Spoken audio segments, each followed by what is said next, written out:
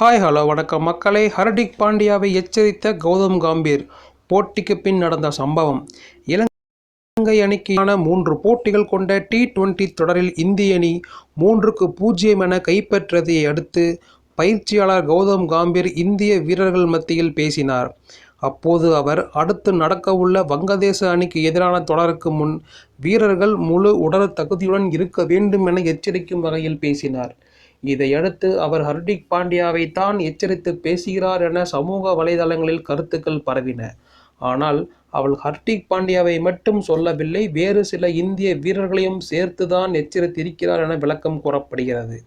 தற்போது இந்திய அணி இலங்கை அணிக்கு எதிரான T20 தொடருக்கு பின் இலங்கை அணிக்கு எதிரான 3 போட்டிகள் கொண்ட ஒருநாள் தொடரில் பங்கேற்க உள்ளது. அதன் பின் 1 மாத காலத்திற்கு இந்திய அணி எந்தவிதமான கிரிக்கெட் போட்டிகளிலும் ஆடப்போவதில்லை. அதன் பின் செப்டம்பர் மாதம் வங்கதேச அணிக்கு எதிரான 2 போட்டிகள் கொண்ட டெஸ்ட் தொடர் மற்றும் 3 போட்டிகள் கொண்ட அதன் பின் செப்டம்பர் மாதம் வங்கதேச அணிக்கு எதிரான 2 போட்டிகள் கொண்ட டெஸ்ட் தொடர் மற்றும் 3 போட்டிகள் கொண்ட T20 தொடர் நடைபெற உள்ளது. இந்த நிலையில் தற்போது இலங்கை அணிக்கு எதிராக T20 தொடரில் பங்கேற்ற சில வீரர்கள் ஒருநாள் அணியில் இடம்பெறப் போவதில்லை. அவர்கள் 1 மாத ஓய்வுக்கு பின் வங்கதேச தொடரில்தான் அணிக்கு திரும்ப உள்ளனர்.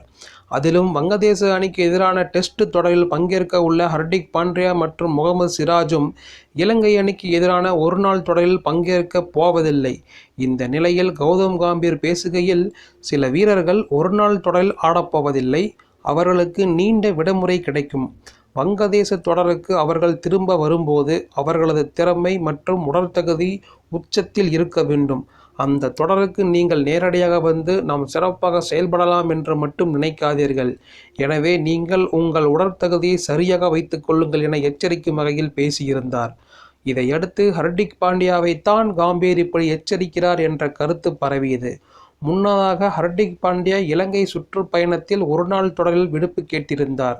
அவர் அடுத்து நேரடியாக வங்கதேச அணிக்கு எதிரான டெஸ்ட் தொடரில் பங்கேற்பார். எனவே அவரைத்தான் கௌதம் கம்பீர் குறிப்பிடுகிறார் என்ற கருத்து சமூக வலைதளங்களில் பரவியது.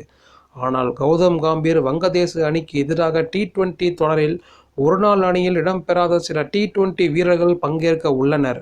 ரவி பிஷ்னோய், சூரியகுமார் யாதவ், ரியான் பராக் ஆகியோரும் இந்த பட்டியலில் வருவார்கள். வங்கதேச டெஸ்ட் தொடரில் பங்கேற்க உள்ள ஹர்திக் பாண்டியா மட்டுமின்றி மற்ற வீரர்களையும் சேர்த்துதான் கௌதம் கம்பீர் கூறியிருக்கிறார் எனவும் சில விமர்சகர்கள் கூறுகின்றனர்.